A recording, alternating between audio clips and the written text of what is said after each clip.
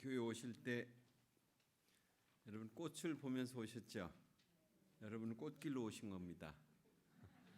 이 꽃길을 위해서 원예팀이 새로 이렇게 수고를 여러 주 동안 하셔가지고 이렇게 아름다운 꽃길을 밟고 오셨는데, 이 꽃길은 결국 그분들의 믿음과 헌신의 길로 만들어진 거죠. 그런데 이 길을 우리만 걸어오는 게 아니고, 제가 가만 2주간에 이렇게 있다 보면 몇 주간 동안 날마다 새로운 사람들이 여기를 오는 것 같아요.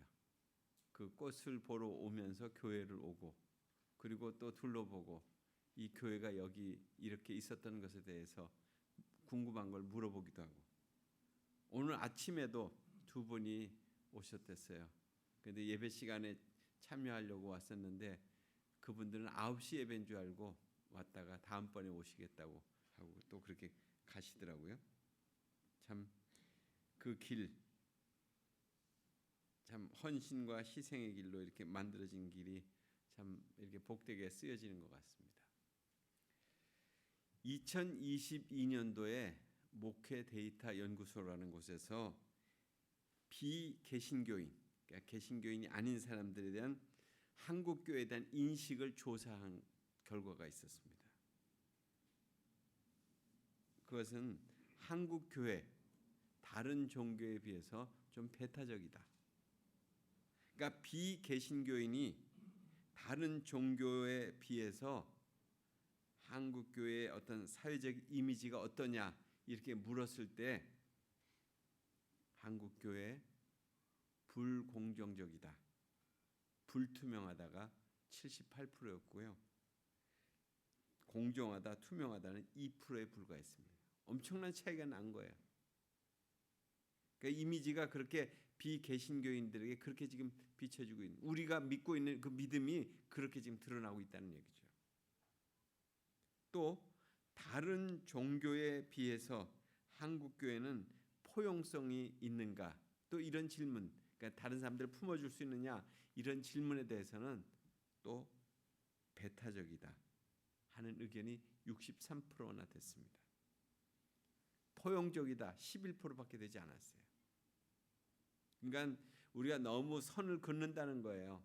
우리가 믿음 생활하면서 우리는 믿는데 너희는 안 믿는구나. 우리는 이렇게 사는데 너희는 그렇게 살지 않는구나. 이렇게 자꾸 구분을 짓는다는 거죠. 또 그런 면에서 또 다른 면이 있는데, 비개신교인 67%가 한국 교회는 이 사회에 영향력을 주고 있다 하는 것이 67%가 나왔어요. 그러니까 한국 교회가 사회적 영향력에 대해서 비개신교인 중에 3명 중에 2명이 한국 교회는 그래도 이 사회에 영향력을 끼치고 있다 이렇게 응답을 했습니다. 하여튼 한국 교회에 대해서 참 긍정적이든 부정적인 인식과는 상관없이 비개신교인들은 한국 교회가 사회적인 영향력이 있다고 이렇게 보고 있는 거죠. 오늘 제가 왜 이 말씀을 드리냐면, 초대교회가 그 초대교회 사회 속에서 어떤 영향력을 주었을까 하는 것을 오늘 말씀에 이제 살펴보는 거예요. 오늘 본문에 보면 사람마다 두려워하는 데라고 이렇게 시작되고 있습니다. 사람마다, 이 말은 44절에 나와 있는 믿는 사람과는 대비가 되는 그런 표현이에요. 그러니까 여기서는 예루살렘에 믿지 아니하는 사람들에 대한 또 다른 표현으로 사람마다 이렇게 두려워한다 이렇게 하고 있어요. 믿지 않는 사람들. 그러니까 그 두려움은 공포심이 아니라 존경심과 경외심에서 비롯된 두려움을 의미하는 것입니다. 그래서 이들은 뭐라고 불려졌냐면, 그 당시 초대교회에서 세 부류가 있었는데, 완전 불신자 반대하는 사람들이 있었고, 그 다음에 이 사람들은 두려워하는 사람들, 그래서 하나님의 경외자라고 이렇게 불렀습니다. 그리고 믿는 사람들, 예수님의 제자들 이렇게 불려져 세 부류가 있었던 거예요. 그러니까 초대교회 교인이 되기 전에 불신자와 그 사이에 있었던 사람들이 바로 두려워하는 사람들, 하나님의 경외자들이라는 사람들이 있었어요. 바로 이 사람들에 대한 얘기입니다. 그러니까 앞으로 복음을 받아들일 가능성이 있는 사람들을 얘기하는 거예요. 근데 왜 두려워했을까요? 오늘 말씀에 보면 사도들로 인하여 기사와 표적이 많이 나타났기 때문에 두려워했다는 거예요. 그러니까 기사와 표적은 그들이 사도라는 것을 확실히 증명해 주기 위해서 그렇게 나타난 사건들이죠. 이러한 증명들을 위해서 사도들이 성령을 통해서 표적과 기사들을 많이 행했다는 거예요. 그 초대교회 당시에는.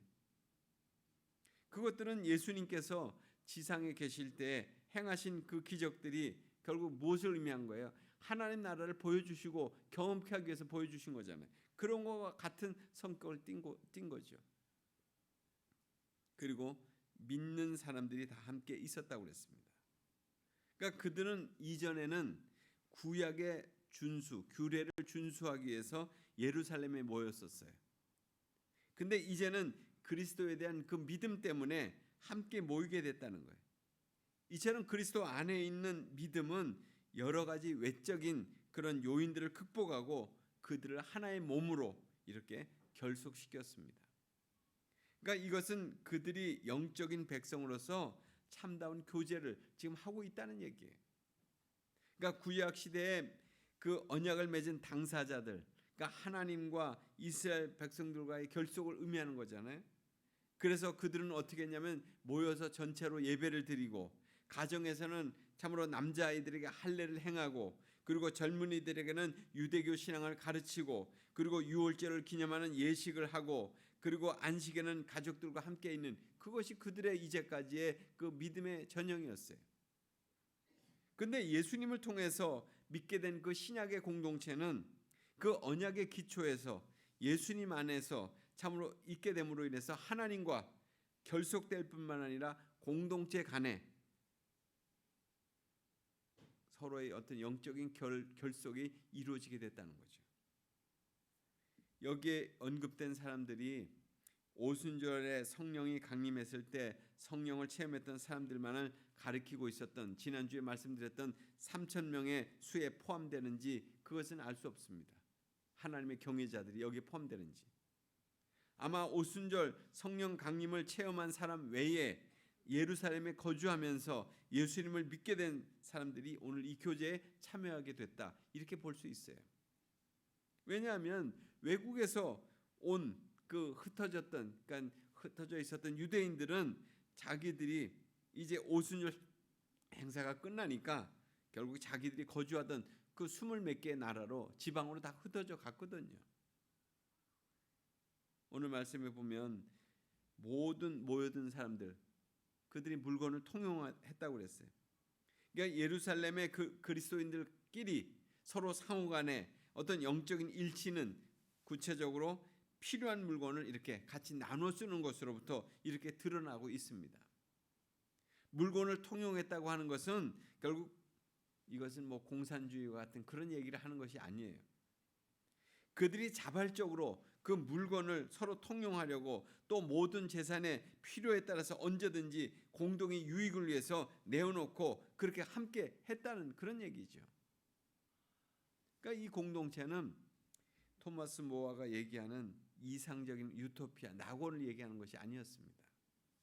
이들에게는 공동체가 유지될 수 있는 성령이 빠져 있는 거예요. 이 토마스 모아의 유토피아는 사랑도 강조되지 않습니다. 그 이상향은 원시 시대의 어떤 공동체 생활과 성령에 의한 공동체가 분명히 다르다 하는 것을 말씀해 주는 거예요. 이 지금의 그 성령에 의한 공동체는 어떤 공동체입니까? 사랑이라고 하는 그 원리와 약속에 의해서 지금 이루어져가는 그런 공동체잖아요. 자기의 재산을 팔아서 각 사람의 필요를 따라서 나눠줬다는 거예요. 여기에 나와 있는 유무상통에 될 수 있었던 것은 성령께서 하나 되게 하신 것을 통해서 그렇게 이루어진 사건들이죠. 그러니까 성령께서 초자연적으로 역사하실 때에 예루살렘 교회 안에서 그런 역사들이 일어났다는 거예요. 다른 지역에서는 일어났다는 말씀은 없습니다.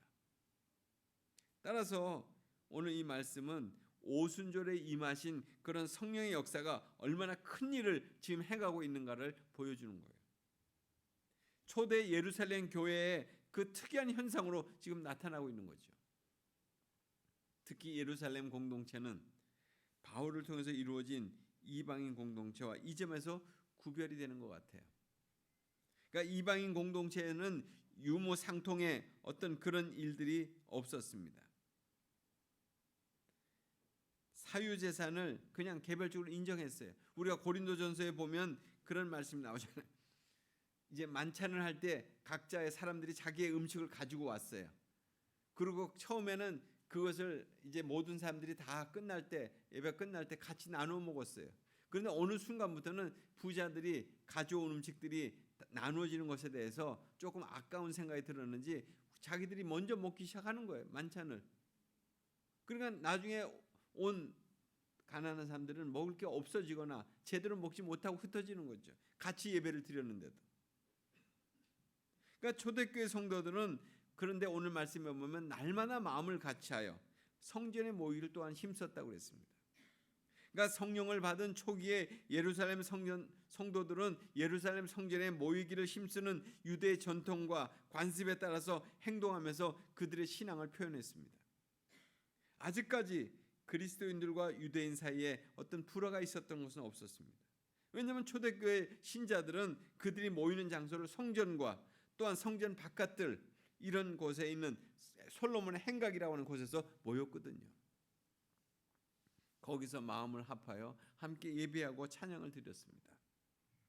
그러면서 성전에 오는 유대인들에게 또한 전도하기 위해서 제자들은 성전에서의 모임을 또 갖게 됐죠. 비록 그들이 계속 모이기를 힘썼지만 전적으로 유대인들의 방식과는 달랐습니다.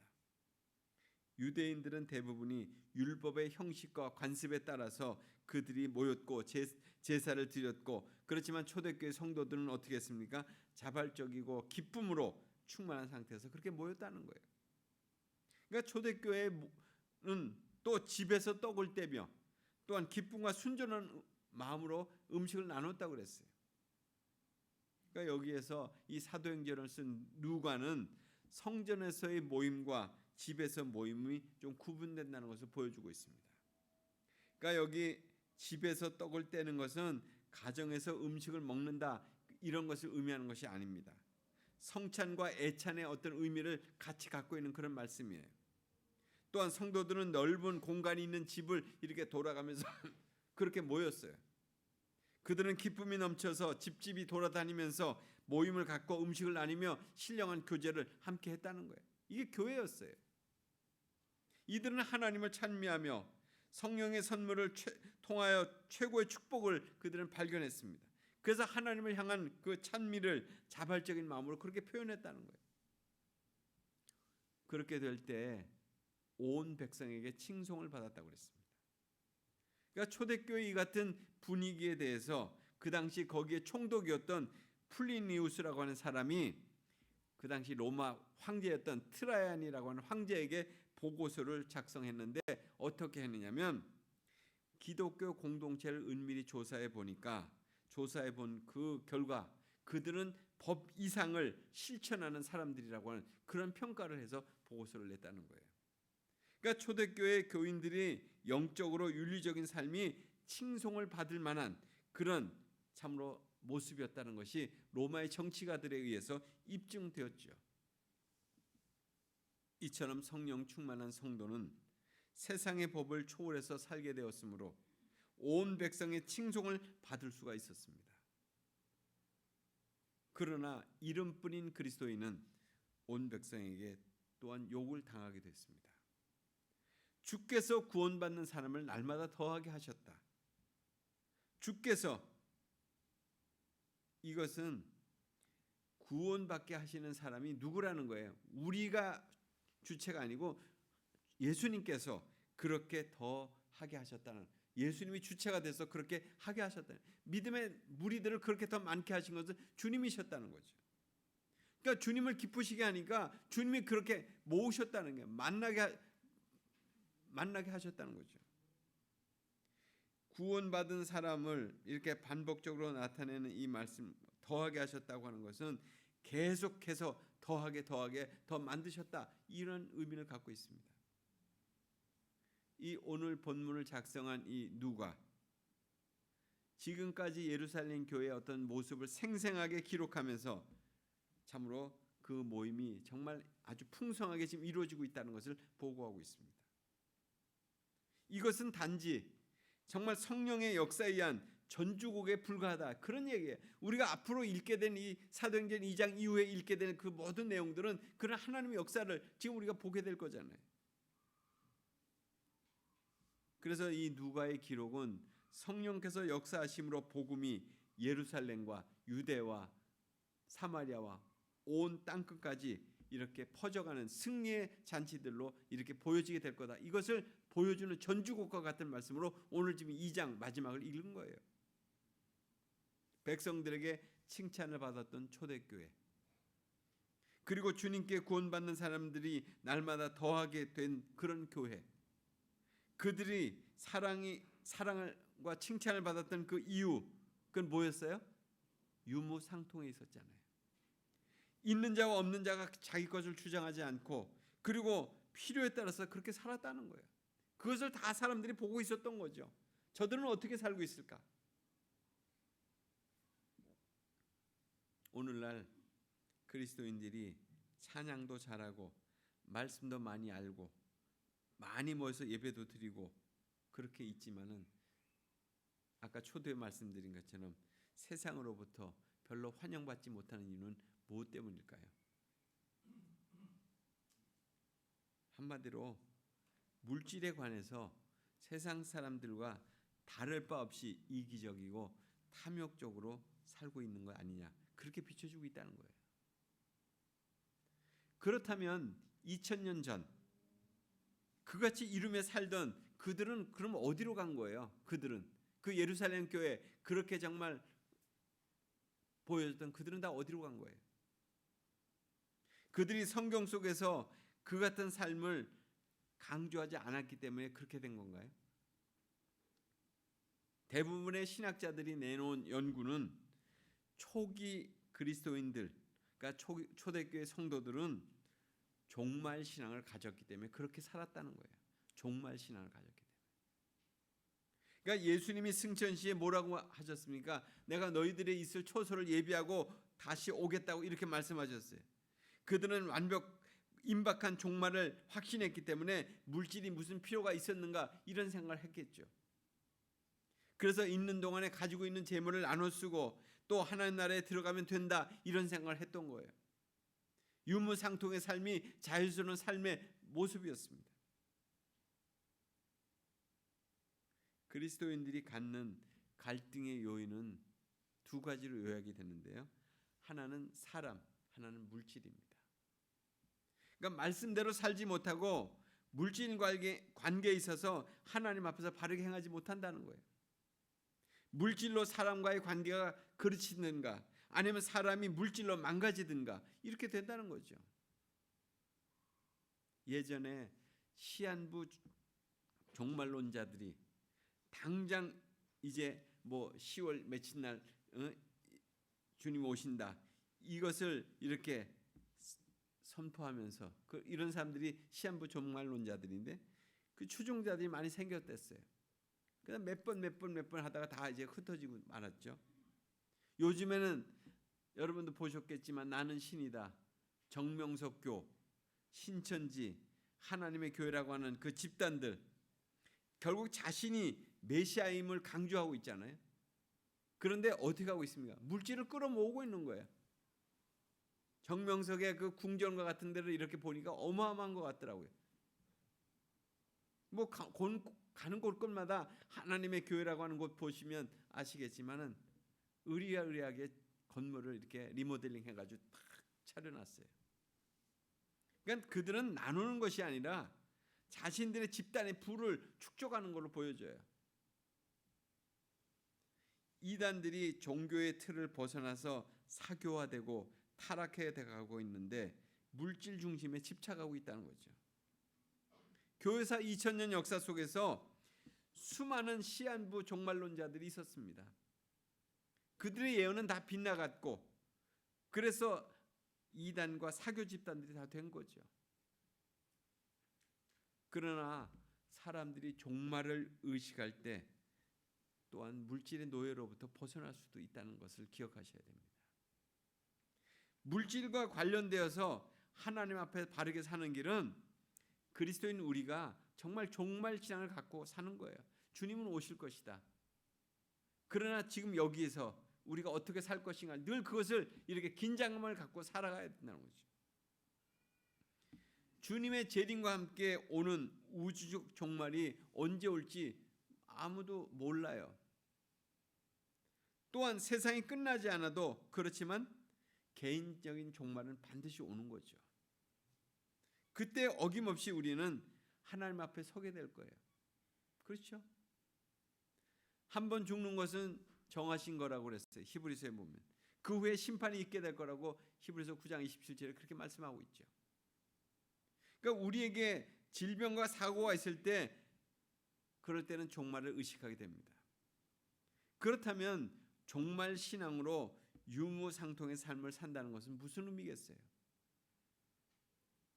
초대 교인들은 종말이 온다고 할 때 자신의 삶을 아무렇게 살지 않았어요.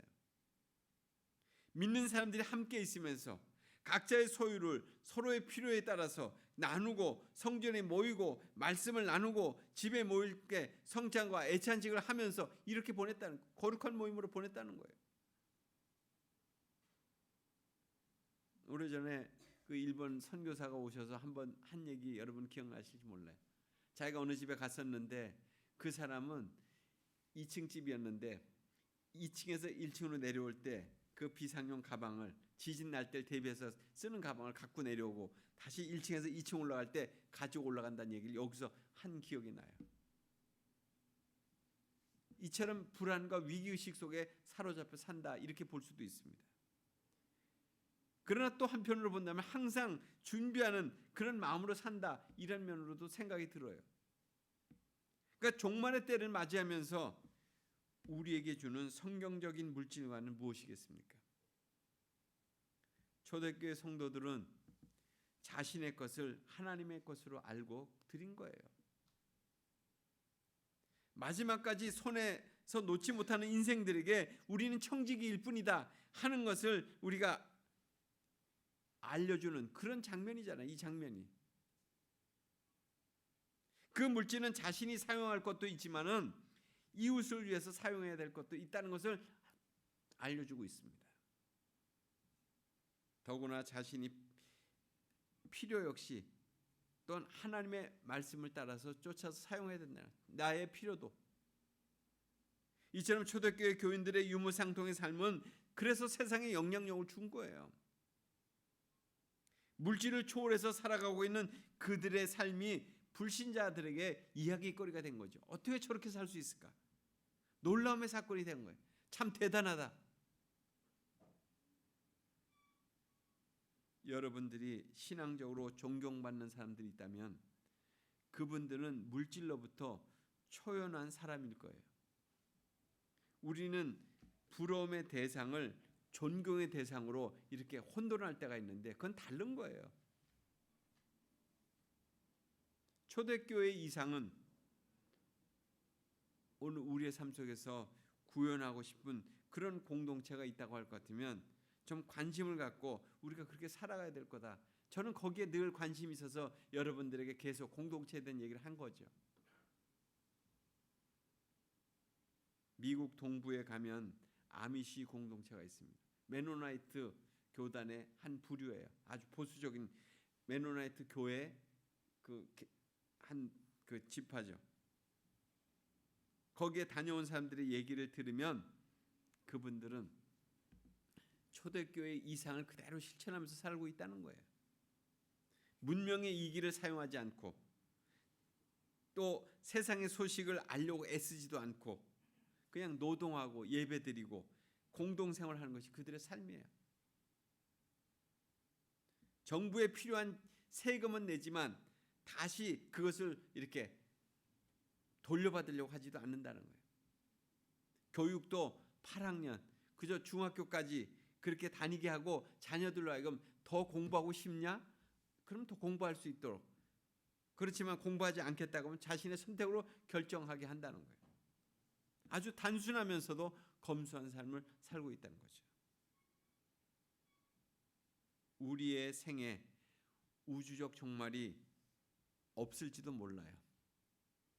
그러나 개인적인 종말은 점점 더 가까이 오고 있잖아요. 하나님 앞에 가져갈 수 없는 물질을 모으느라고 하나님과 사람을 잃어버리는 그런 어리석은 그런 범하지 않도록 우리가 기도해야 될 거예요. 그렇게 살지 않게 해주십시오. 하나님과 사람을 잃어버리는 그런 어리석음을 범하지 않게 해주십시오. 물질로 자유로워진 영혼, 누가복음 19장에 나온 삭개오 얘기 우리 너무나 잘 알고 있습니다. 그는 자신의 존재 근거를 물질에 두었잖아요. 그 외의 것들에는 가치를 부여하지 않았던 사람이었어요. 그런데 그가 예수를 만나고 나서 자신의 재산의 절반을 가난한 사람들에게 나눠주고 또 남에게 억지로 뺏은 것이 있으면 그걸 아주 후하게 4배나 갚아서 이렇게 돌려주겠다고 했습니다. 물질로 인해서 자유로워진 인생, 자유로운 인생으로 거듭난 거예요. 삭개오. 얼마나 신나는 인생을 살았던 사람입니까? 그래서 수많은 사람들을 만나게 되었고 온 세상이 자신을 위해서 존재하는 것처럼 그렇게 느껴지게 된 거예요. 삶이 바뀌니까. 그의 이름이 계속 회자되는 것도 물질로 인해서 자유로운 영혼이 됐기 때문에 그렇게 된 거예요. 믿는 사람들은 교회당과 목장에만 모이는 것만 열심인 것이 아니죠. 유무상통의 정신으로 사는 사람들이에요. 그게 믿는 사람이에요. 내 것 모두 주님 것이라고 하면서도 그렇게 하지 못했습니다. 작은 부분 하나님께 드리고 남은 것은 내 마음대로 사용했어요. 난 뭐 하나님께 드렸으니까. 그래서 세상의 칭찬과 존경을 받지 못하고 하나님과 교회의 영광을 가렸어요. 우리가 많이 사용하는 구절 있죠. 내게 능력 주시는 자 안에서 내가 모든 것을 할 수 있다. 그 말씀 이전에 그 말씀 이전의 말씀 뭐였어요? 나는 어떤 처지에도 만족하는 법을 배웠다고 바울의 고백이잖아요. 비천에 처할 줄도 알고 풍부에 처할 줄도 안다고.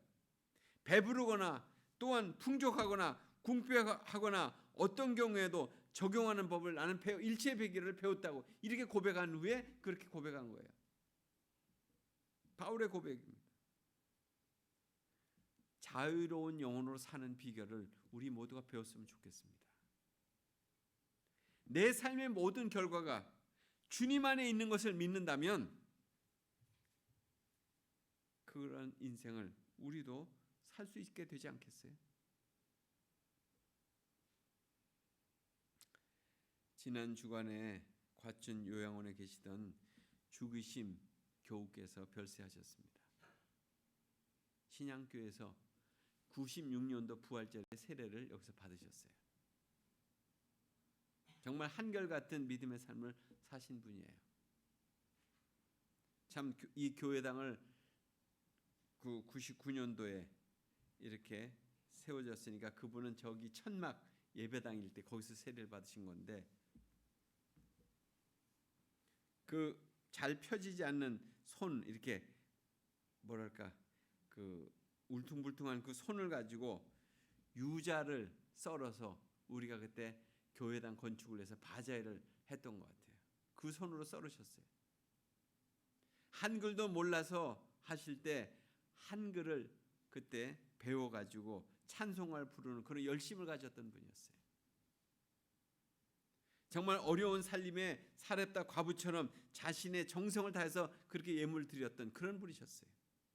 또 몸이 불편해서 교회 오시지 못할 때는 꼭 누구를 보내서 아니면 그 집에 방문하는 사람을 통해서 헌금을 보내셨죠. 또 그 집에 가면 그냥 가지고 있는 걸 이렇게 나눠서 누구도 주고 누구도 주고 이렇게 같이 나눠 먹는 것에 너무나도 익숙한 분이셨어요. 근데 이번 장례를 통해서 그분들의 자녀를 만났습니다. 그분들 모두가 어머니를 진심으로 애도하는 분들이었어요. 자신들은 믿지 않았는데요. 어머니 유지에 따라서 장례를 기독교적으로 준비했어요. 그리고 장례를 한 후에 장례하는 동안에 딸이 저에게 그러는 거예요. 이건 어머니를 위해서 제가 드리는 감사 헌금입니다. 봉투를 하나 주는 거예요.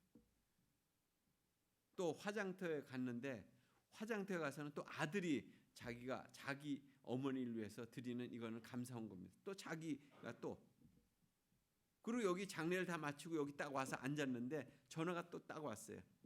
사위가 어머니의 장례를 너무나도 감사하게 여겨서 또 드리는 헌금을 교회 계좌로 입금했습니다. 확인해 주세요.